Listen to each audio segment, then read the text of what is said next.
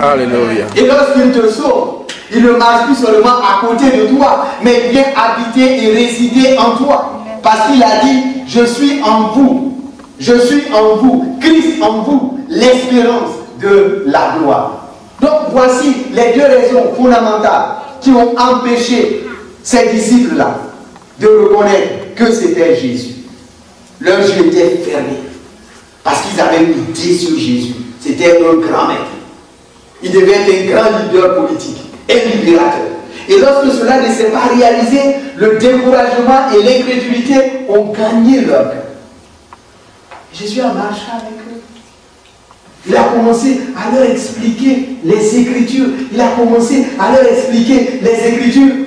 Et pendant que Jésus leur expliquait les Écritures, le verset 25, alors Jésus leur dit aux hommes sans intelligence. Ce n'est pas l'intelligence cérébrale. Jésus ne parle pas de l'intelligence cérébrale. Jésus parle de l'intelligence spirituelle. C'est pour cette raison que la Bible dit dans Romains 12, soyez transformés par le renouvellement de l'intelligence. Ces disciples n'avaient pas leur intelligence transformée par la puissance de la parole de Dieu, parce que Jésus dit, les paroles que je vous annonce sont esprit et vie.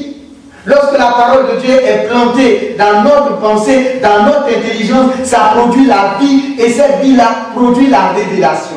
Mais comme ils n'ont pas reçu cette parole d'esprit et de vie, leur intelligence était comme bloquée, leur intelligence était comme paralysée. Mon frère, ma soeur, est-ce que quelquefois, lorsque tu écoutes la parole de Dieu, au travers du message que nous proclamons, est-ce que ton intelligence ne ressemble pas un peu à ces disciples d'Emmaüs? Est-ce qu'il n'y a pas un blocage quelque part? Est-ce qu'il n'y a pas une obstruction quelque part qui t'empêche de percevoir la parole de Dieu? Et il est dit, ô homme sans intelligence et dont le cœur est lent à croire tout ce qu'ont dit les prophètes. Et Jésus a commencé, depuis Moïse, depuis les prophètes, tout l'Ancien Testament, il a commencé à enseigner. Et pendant que Jésus enseignait, leur cœur brûlait au-dedans d'eux. Mais ils ne savaient pas pourquoi. Pourquoi est-ce que leur cœur brûlait au-dedans d'eux? Alors que lorsque l'esprit des pharisiens prêche, enseigne, le cœur du peuple ne brûle pas au-dedans d'eux. Parce que Jésus dit, les paroles que je vous annonce sont esprit et vie.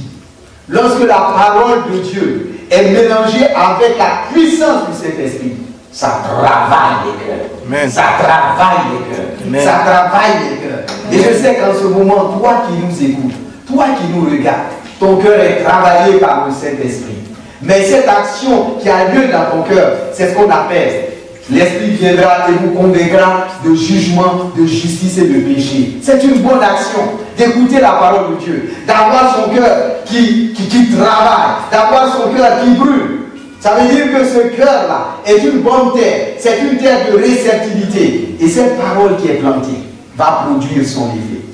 Et Jésus a marché avec eux. Il a enseigné la parole. Et à un moment donné, au verset 28, il nous a dit, lorsqu'ils furent près du village, c'est-à-dire lorsqu'ils furent arrivés à Emmaüs, chez les peuples obscurs, il parut vouloir aller plus loin. Jésus a fait semblant de les dépasser.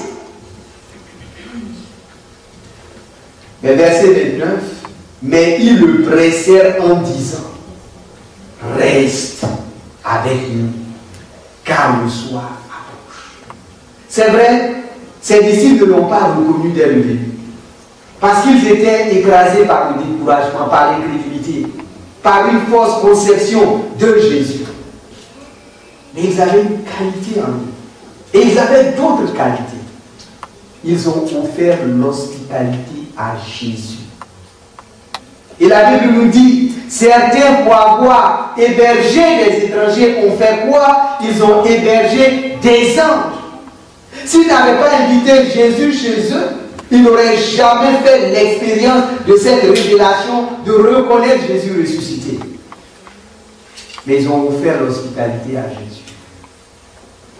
Jésus n'est pas resté sur le chemin avec eux. Jésus est rentré dans leur maison, c'est-à-dire dans leur vie. Et Jésus ne veut pas seulement cheminer avec toi, Mais Jésus veut entrer dans ta maison, la maison de ta vie. Parce que lorsqu'il entre dans la maison de ta vie, il apporte le changement, il apporte la transformation en profondeur. Amen.